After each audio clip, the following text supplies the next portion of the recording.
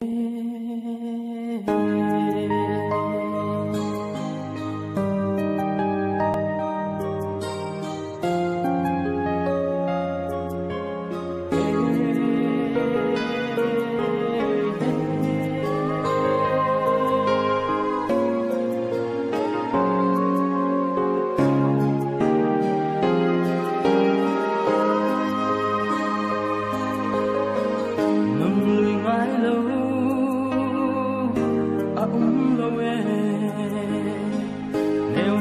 khăn khua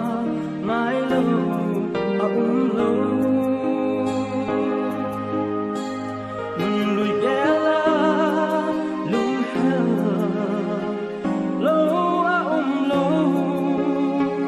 lung hè lên xin lại loạn đi loạn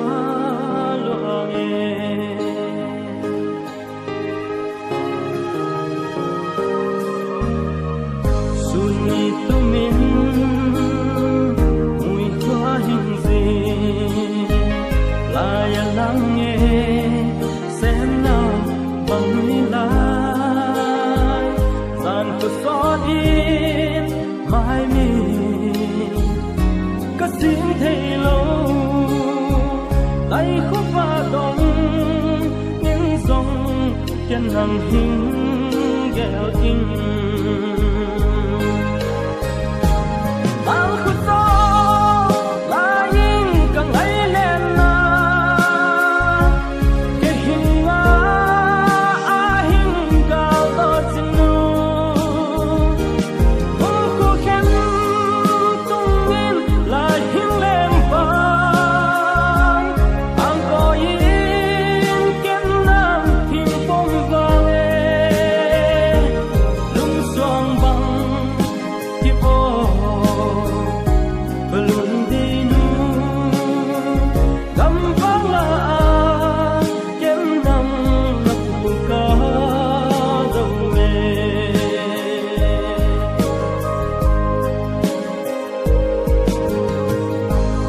chẳng khăn qua mấy hình mà lại hun tôm nồng khát bé cây dòng gắn thế của anh